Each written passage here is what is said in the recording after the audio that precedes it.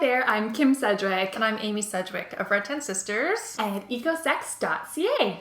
Today's question comes to us actually from a live workshop that we did recently at a high school where we were asked what positions, sexual positions, are best to use to reduce the risk of queefing. And we thought, this might be a question worth bringing to our community because this does not get talked a lot. It really about. does not. I remember the first time it happened, I was convinced that I was the only one it happened to, and I was so embarrassed. Oh my goodness. I was just like cringing. I was like, I cannot believe this is happening. Feels like, especially because it most often happens, we're going to talk about this a lot, in doggy style. So I felt like I was just like farting all over my partner's face. Like it was just the least sexy thing. I was so embarrassed. Yeah. And I think like a lot of things around sexuality, as you said, unfortunately, it's just not talked about. Yeah. And even the word queefing, like when it was brought up in this workshop, the facilitator, the teacher was like, I don't know what that is. Yeah. Yeah. So anyways, there are a few things that you can do. So as Kim mentioned, doggy style tends to exacerbate this quite a bit, as does changing positions a lot. So basically what it is, and the first of all thing we want to spell is like, it's not gas. It's totally different than anal flatulence. Yeah, it's not going to smell. It's not going to smell. None of that. So it really is just air being pumped into the vagina by either a penis or a dildo. Yeah. And so one of the first things I want to say is like, we need to not be apologizing for this because It's not our fault. us doing it. Yeah.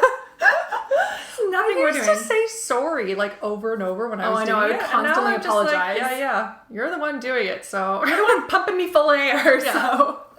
Just so reclaiming a bit of that is really important. But yeah, because it's basically happening from having like the in out a lot, then anything where you're changing positions a lot. Yeah. The doggy style, which tends to like cause the cheeks to be opened and the vagina to be widened a little bit, tends to exacerbate it too. Yeah.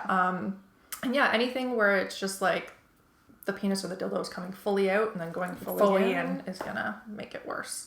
So those are some tips. I mean, the main thing, as we've said, there's some logistical things, but I think the main thing really is to just not be apologetic about it and just recognize that this is part of our body having a good time. And I just want to add to that of just like laughing. I've gotten to just joking around with my partner about it because I feel like for so long I'd try and pretend like it hadn't happened. It's like clearly we'd all heard it. So I think just making sex, which goes along with a lot of what we teach, is just like making sex more playful and not taking it so seriously. Yeah, totally. And that sex is funny, and if we can't laugh about it, then when can we laugh? Yeah, absolutely. So anyway, we hope that that's been helpful for any or all of you who have experienced this in the past or who have perhaps felt alone in this. And thanks for joining us. Thanks for the question. And if you've got a question, send an email to thesisters@red10sisters.com. You can also find us on Facebook and Twitter, and make sure to sign up for our newsletter to find out about all kinds of upcoming specials and what's going on in the sisterhood. All right, thanks again. Take care. Bye.